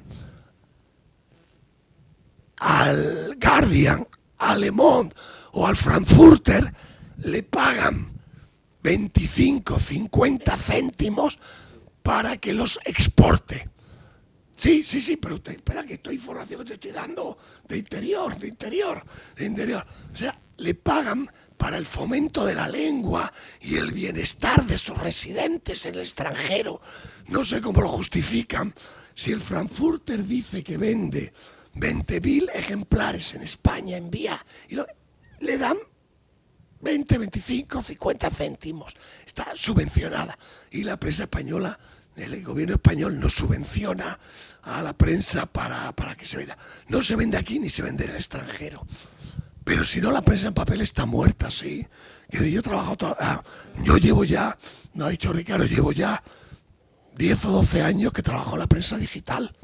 Y me informo por la prensa digital. Es decir, es que me informo por la prensa digital. Aquí, si ahora abro esto, veréis tal, que aquí en mi tal tiene, léelo tú para que vean que soy objetivo. Léelo, ¿qué pone aquí?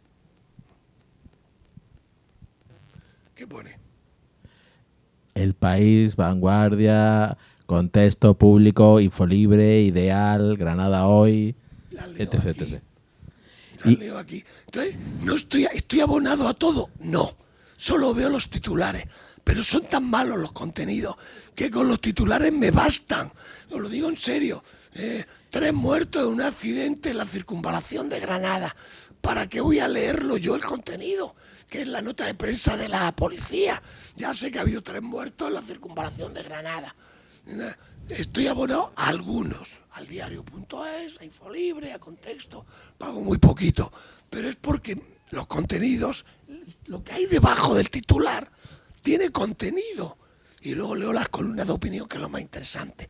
Lo más interesante de la prensa hoy en día no es la información, porque la información la sabemos. Escuchad, así os lo digo de crudo, lo dice un periodista, hijo de periodistas y nieto de periodistas. Las noticias, ahora cuando nos vayamos a casa, a todos a casa, las noticias, que lo que haya pasado hoy, nos enteramos por el telediario de la 1, de la Sexta, por el Gran Wyoming, por lo que queráis, por el 24 horas de, ¿cómo se llama este? De la... Sí, 24 horas, pero ¿cómo se llama el amigo, coño, el gallego? ¿Cómo? Xavier Forte. Ya me he enterado de que hoy en la de Yus ha dicho no sé qué gilipollez, el otro ha dicho no sé qué tontería, el Sánchez no ha sabido cómo salir del lío de lo del Ávalo. Ya lo sé. Entonces, ¿qué es lo que...? Yo lo sé, lo sabemos todos, no hace falta gastarse dinerito. ¿Qué es lo que tiene valor? Lo que tiene valor es la opinión, el análisis y la opinión que te da al día siguiente alguien en el que tú crees, y eso, por eso a lo mejor tienes que pagar muy poco. Las suscripciones de la prensa digital, que no son 8 o 9 euros al mes. Yo le digo a todo el mundo, vamos a ver, no, es que no me abono, yo estoy ahora en el diario, no, pero es que son 8 o 9 euros al mes. Digo, ya, dime plataformas a las que estés abonado. Bueno, tengo el Netflix, el Amazon, el Movistar Plus, el Movistar Plus Más. Y hijo puta, te estás gastando 50, 60 horas en plataforma y tenías que gastarte 8 euros en periodismo. La gente se ha creído que el periodismo, buen periodismo, es gratis. No lo ha sido nunca. El Le Monde en París, no ibas a un kiosco y te regalaban Le Monde. Yo he vivido en París, tenía que comprarlo. El New York Times, no estabas en Nueva York y te lo regalaban. Bueno, había españoles que lo robaban de los cacharritos estos que ponen los americanos así. Pero normalmente tenías que poner $1. Es decir, siempre se ha pagado.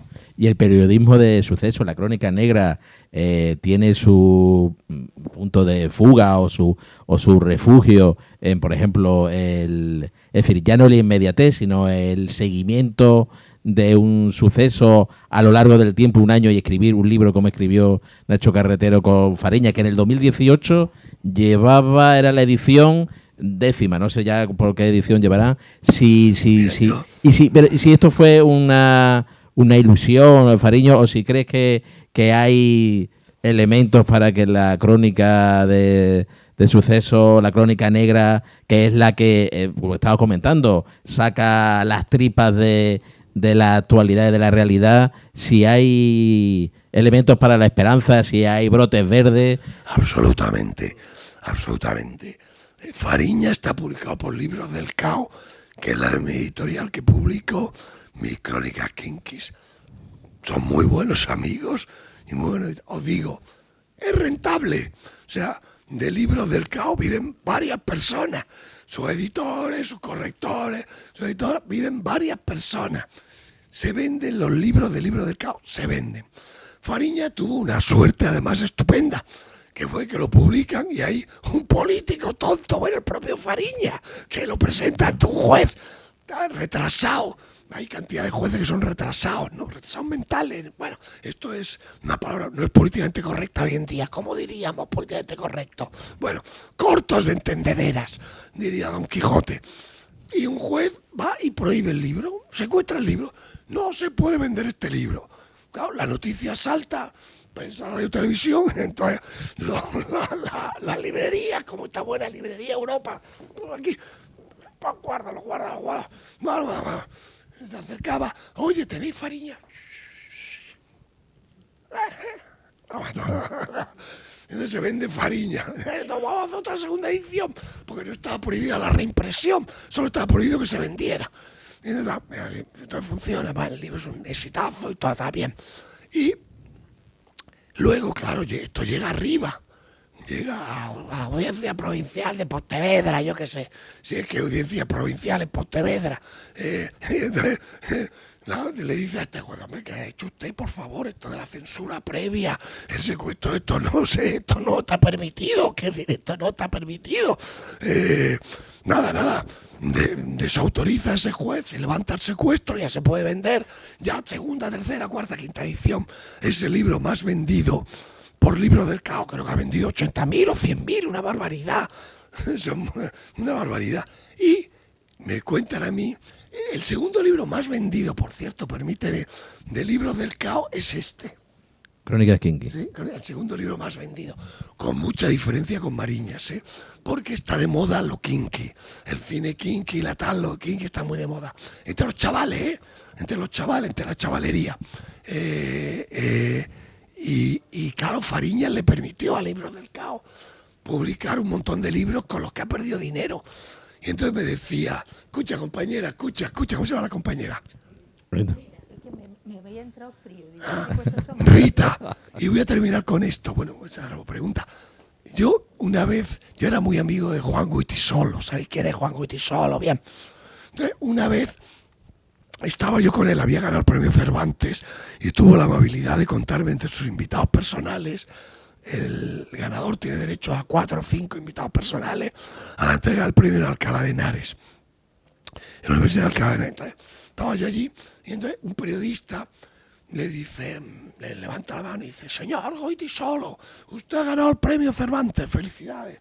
Pero ¿qué le parecen estos autores de bestseller como Arturo Pérez Reverte, que venden tantos decenas, cientos de miles de libros? Supongo que estará usted en contra.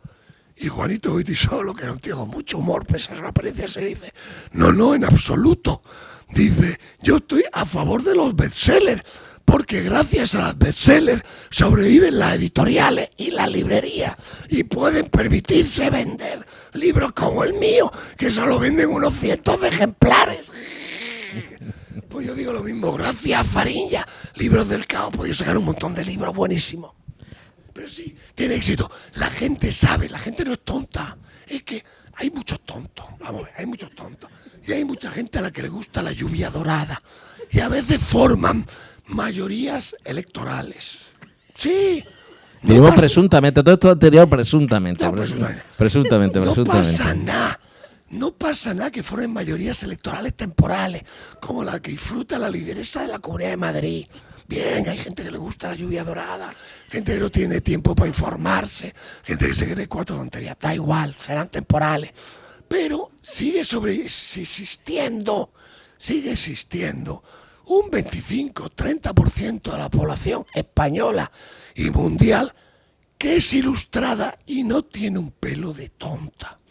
Y esa gente es la que llena las ferias del libro, os lo digo así, la que llena la feria del libro, la que llena este acto, la que hace que los libros impresos se vendan muy bien, la que hace que quiere enterarse de las movidas chungas que pasan en España y se hace su libro bueno, bien documentado, bien escrito, te lo compra.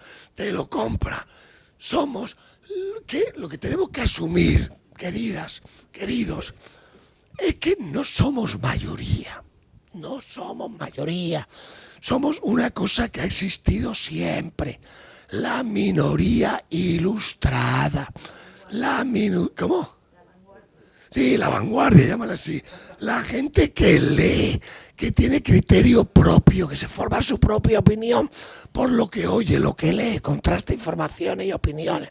Y que luego la gran mayoría de la gente, pobrecita mía, bastante hace con trabajar 12 horas al día, llegar por la noche a casa y enchufarse el hormiguero y escuchar 4 gilipolleces y se forma su opinión con esas 4 gilipolleces. Esos pobrecitos míos, a los que adoran la lluvia dorada, ¿no? Que les ven encima hablando en cristiano, eso, pues bueno, llegará un momento que se darán cuenta. O sea, cuando la gente en Madrid se dé cuenta de que, bueno, de que no puede comprarse una casa, sus hijos no pueden comprarse una casa, y de que en cambio hay los millonarios panchitos, lo digo así, millonarios Panchito, no presuntamente, colombiano y venezolano, que compran fincas enteras. Lo sé porque he acompañado a mi hija a comprarse un piso, finca entera.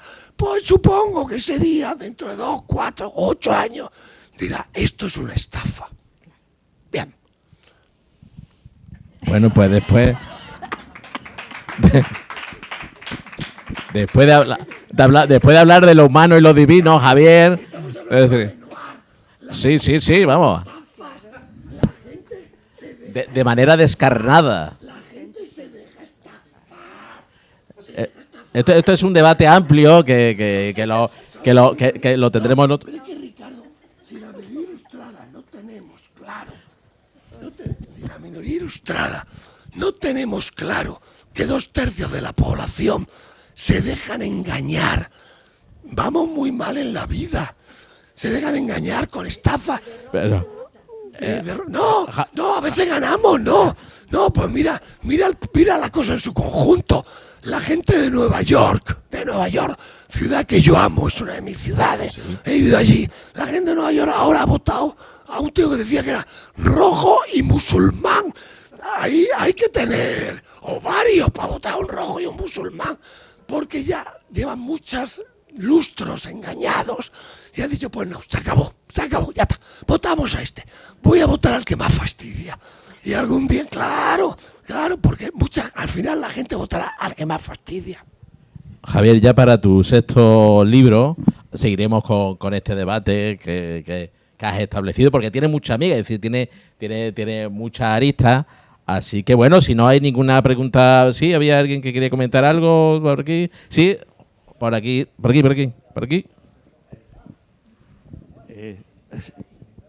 Sí. ¿Esto se oye? No. Sí, se oye. Sí. Bueno, yo, pues, Javier, no podría estar más de acuerdo con la mayor parte de las cosas que has dicho. No soy tan optimista en que esa minoría ilustrada no cometa errores. A veces son los más gordos, los más graves y los más imperdonables. Comparando la situación del periodismo, la fiabilidad del periodismo, de la confianza que había en él, del derecho a la esperanza que en esos momentos teníamos, no solamente la transición, sino que incluso del último franquismo, que sí, en fin, tuve por la edad la suerte de... Exactamente. La reflexión de que en estos momentos la libertad de expresión es menor que la que existía en el último franquismo, no en la transición, es algo, supongo, que la mayor parte condenaría como una afirmación, en fin, capciosa, en muchos casos, ¿no? Entonces, de esa situación a la actual, que parece que se trata de otro país, de otro mundo, que no tiene absolutamente nada que ver socialmente, pues hay digamos, como una trama de novela negra, es decir, el asesinato a lo largo de todo ese tiempo de la concepción de la dignidad, de los derechos, de la libertad, del método, en estos momentos el periodismo de declaraciones, ¿no? Pues dice, bueno, realmente un periodista que lo único que hace, es decir, ha dicho esta cosa y este otro, pues de momento debería ser anulado, su puesto de trabajo es completamente prescindible porque no está haciendo absolutamente nada, ¿no? Entonces, claro, el problema sería como en ese desarrollo hay pocas muertes evidentes, pues supongo que será difícil, ¿no?, darle una trama novelesca, ¿no? Pero ahí sería un tema profundo del noir de estos días. Está muy bien lo que dices. El comentario ese que he dicho de en España se mata poco es de un compañero, Jesús Dúa, y viene a cuento de lo que has dicho. En España hay una tremenda corrupción, pero a diferencia de Italia, donde en la época, sobre todo los 80, 90, con la mafia había muertos, ¿no? Aquí se mata poco. Yo aquí solo veo gravemente sospechoso, el caso del supuesto suicidio de Blesa. Blesa era aquel presidente de Bankia, que aparece un día muerto en una finca de caza en Jaén, suicidado, y se había suicidado pegándose un tiro y apretando el gatillo con los dedos de los pies, cosa que forensemente es bastante improbable, ¿no? Pero bueno, nadie investigó nada. Pero tienes razón, hay pocos muertos. Entonces, no por te regalo, lee uno de mis libros y verás cómo construir una trama noir española presente sin que haya muchos muertos. Porque tampoco había muchos muertos en las novelas de Hamed, Chandler, Vázquez Montalbán, Juan Madrid. No había muchos muertos, no es esta literatura basura de ahora, de que es un muerto por capítulo y está todo lleno de sangre y vísceras, ¿no? El serial killer que recorre Cantabria, bien. No, el negro tienes que verlo a través del diálogo y las escenas, ¿no? En los diálogos y las escenas. El diálogo y las escenas. Entonces puedes hacer mucho negro, cosa que digas, ostras, perturbadora, ¿no? Perturbadora. Sin que aparezca un muerto desventrado. Basta con que te digan una frase. ¿Cómo te llama? Juanjo. A ver si tienes cuidado con lo que dices. Fin del capítulo. Sigamos.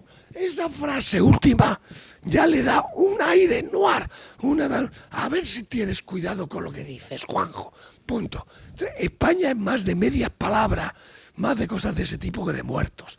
De dosieres que desaparecen en los juzgados. Así.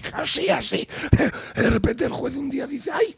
Este dosier sobre Montoro, el exministro Montoro. ¡Ay, pues esto ya ha caducado! Pero escrito se dice la cosa.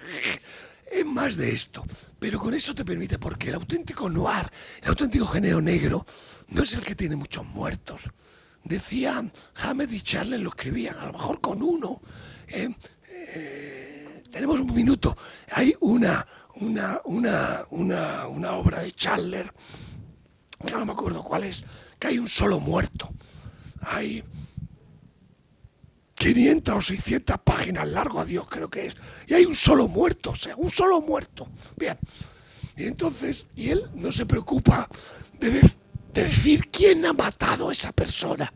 Entonces, cuando están haciendo una película, y creo que era Howard Hawks con Humphrey Bogart, le llaman a Chandler, que está en una playa, y dicen, oye, Raymond, que estamos leyendo aquí dándole vueltas, pero ¿quién mató al muerto? ¿Quién lo mató? Y responde I don't know, I have no idea. Who cares? O sea, no lo sé, no tengo ni idea. ¿A quién le importa? Entonces Howard Hawks y Humphrey Bogart descubren que lo importante no es quién mató al muerto, que eso es lo que interesa a Agatha Christie, a la novela tipo Agatha Christie, que lo interesante es que te has pasado 500 páginas leídas con la lengua así, viendo una sociedad, un Los Ángeles podrido del copón. ¿Y quién mata al final? Y Chandler dice esa frase que a mí me encanta. I have no idea, but who cares? ¿A quién le importa, no? Es decir, se puede hacer. Hay un tipo que lo hace para que no digáis que he venido aquí a hacer propaganda de lo mío. Hay un tipo, pobrecito mío, se murió hace 2 o 3 años. Un gran escritor negro español, que esto me lo tenía que preguntar, hermano. El mejor escritor de la generación, Alexis Ravelo. Escritor canario, retenedlo para tu colección. El mejor escritor español de novela negra del siglo XXI. Alexis Ravelo. Sus novelas se ambientan en Canarias, siempre de corrupción inmobiliaria, como podéis imaginar. Sus protagonistas nunca son policías, faltaría más. Son buscavidas, o abogados, o periodistas independientes. Escritas maravillosamente, como Dios, con un delicioso toque de sabrosura canaria. No abusa, pero tiene un toque de bojo picón a veces, ¿no? Y el tipo brillante, ganó el premio Hamed, y hace 2 o 3 años se murió a los 40 años, Alexis Ravelo, de infartazo de miocardio. Fumaba, bebía, y en las novelas del gran Alexis no hay apenas muertos. Hay una que es que han secuestrado unos gilipollas de Tenerife, han secuestrado a la hija del gran empresario inmobiliario de Tenerife para pedir rescate. No hay muerto. Podéis imaginar que al final, no es spoiler, al final la policía los trinca y libera a la tía, ¿no? Y libera a la tía, lo lees porque es un maravilloso retrato del Canarias de la corrupción inmobiliaria y turística, ¿no? Y empieza Alexis Ravelo su novela diciendo: aquellos tipos que secuestran a fulanita de tal, la hija del Gram, no sé qué, eran unos auténticos gilipollas. ¿A quién se le ocurre secuestrar a alguien en una isla? La policía de inmediato, notificada el secuestro de la chavala pija, dice: cierre de puertos y aeropuertos y ya no sales. Y luego la madera, lo que tiene que hacer, yo conozco bien Tenerife porque mi pareja actual es de Tenerife, pues no tiene que hacer nada más que el clásico batido de... hasta que localizan la ruina donde estos desgraciados, que son unos desgraciadicos, han secuestrado a la hija del millonario y la liberan. No sé si hay algún muerto, creo que sí, que es uno de los secuestradores al que abaten, al que así. No lo vaya a contar, no lo vaya a contar. Y al final, al que abaten, pero es que la lees, ahí tiene otra, no la cuento porque esa novela de Alexis Ravelo es como la de Crónica de una muerte anunciada del gran García Márquez. Tú cuando lees Crónica de una muerte anunciada, en el primer párrafo, el bueno de Gabo te dice: a fulano de tal lo mataron tal día. ¿No? Lo mataron tal día. Y ahora usted se va a pasar un montón de horas leyendo esta novela y diciendo: pero que alguien la avise, que alguien la avise, que alguien la avise, ¿te acuerdas? Que alguien la avise, que no vaya a esa cita, que lo van a matar. Se llama, Juanjo, se llama literatura. Pues, Javier, para ir terminando nosotros, hoy se nos ha olvidado el yelmo de Mambrinus, porque colocamos aquí, lo vamos a colocar al final, colocamos aquí, somos también muy quijotescos, ya ves que somos a tope quijotescos, pues nosotros estamos aquí construyendo un arca del saber y la cultura, y entonces a todos nuestros participantes en la maniobra de evasión los vamos a invitar a subirnos a Mambrinus 1, que a Mambrinus nuestra nave, nosotros nos hemos construido ahí nuestra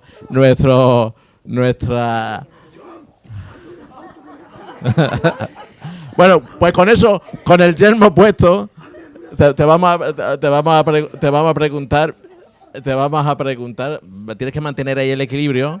Te vamos a preguntar por una serie de... ¿Qué te llevarías tú a una nave espacial para quitarte de en medio, ¿no? Entonces estamos construyendo nuestro arca de conocimiento, a ver si eres capaz de contestar. Esto es como una prueba de los concursos aquellos de televisión, ¿no? Es decir, contesta preguntas mientras tienes que hacer alguna chorrada. Pues tú llevas ahí el yelmo ahí. Entonces, por ejemplo, en esa nave espacial, ¿qué película te llevarías? Con el micrófono. Con el micrófono. Si es con el micrófono, mejor. Ahora, aguanta. Soy un clásico, Casablanca, que es Tánger. No, es Tánger, sí. Es Tánger. Casablanca, pero en realidad tenía que pasar en Tánger, solo que el título Tangier ya estaba pillado por una película de María Montes, y entonces pusieron Casablanca. Pero la ciudad donde se refugiaban los judíos, republicanos, que huían de los nazis, era Tánger, no Casablanca. Un videojuego. ¿Un videojuego? Sí. Lara Croft. Tomb Raider. Jugué, cuando era niña, jugué con mis hijas a Tomb Raider, y nos lo pasábamos estupendamente. Y me encantaba, porque mis niñas eran chiquitillas, tenían 7, 8 años y tal. Y entonces, con eso, para mí era un modo de decirles: las chicas pueden ser aventureras, pueden pegar, pueden matar, pueden investigar, pueden azotar el látigo. Yo a mis hijas las enseñé a que si un gilipollas en el colegio les hacía tal, le devolvieran una patada en los huevos. Y estuvimos haciendo entrenamientos, training, de dónde estaban los huevos, cómo se hacía, tal, ¿no? Entonces, tanto es Lara Croft, Tomb Raider. Javier, queda muy bien esa declaración con el yelmo. Una serie de televisión. Una serie de televisión. Vikings, no sé cómo se dice. Sí. Vikingos. Soy muy de vikingos, pero por cosa infantil, porque tengo un de niño leía los tebeos de vikingos y cosas de estas. Me encantaba que la novia del capitán Trueno, que era lo que yo leía, fuera Ingrid, que era vikinga. Entonces soy muy de los vikingos y con esa serie me lo pasé estupendamente. No, pues, es que no soy intelectual de esto. Nada, no, que va. Digo cosas sencillas y populares. Claro, nuestra arca está abierta. Entonces tenemos, hemos dicho películas, serie de televisión, videojuegos, un disco.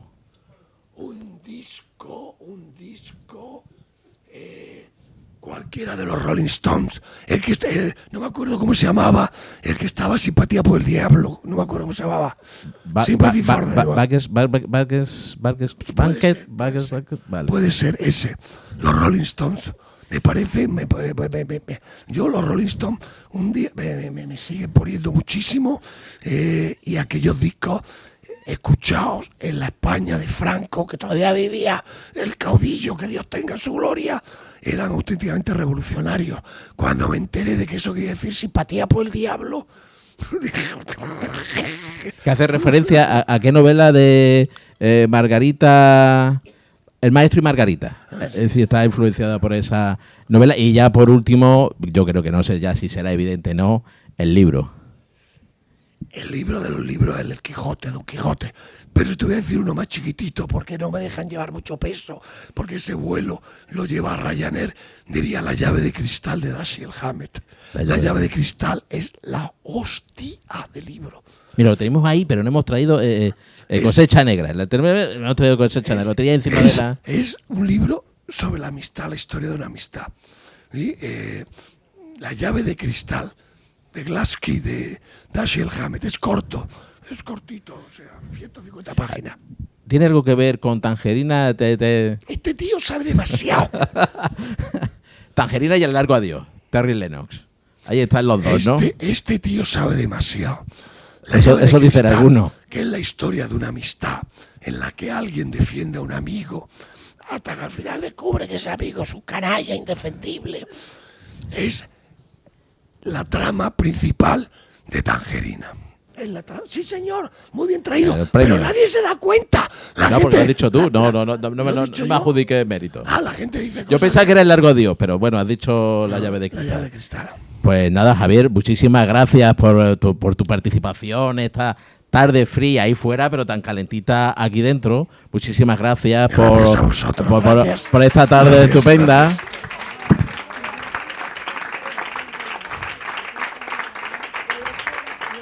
Nosotros agradeceros pues vuestra asistencia aquí a estas maniobras de evasión. Ya estamos preparando las siguientes para el año que viene. Estamos todavía a 3 de diciembre, pero bueno, felicitaros. Ya como ya mismo van a encender, en Málaga ya están encendidas las luces. En Salobreña han encendido ya las luces de Navidad, todavía no.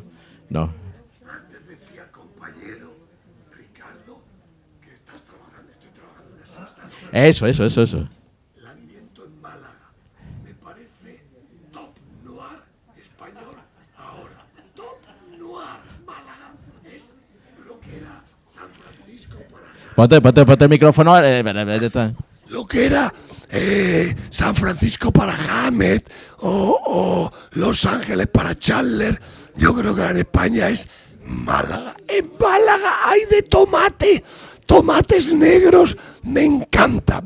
Pues entonces, en lugar de Málaga la Bella, vamos a llamar a Málaga la Noir. Pues nada, felicitaros la fecha por adelantado, pasarlo estupendamente, comer mantecado, ser irreverente y bueno, pues muchísimas gracias. Ahora tenemos aquí los libros.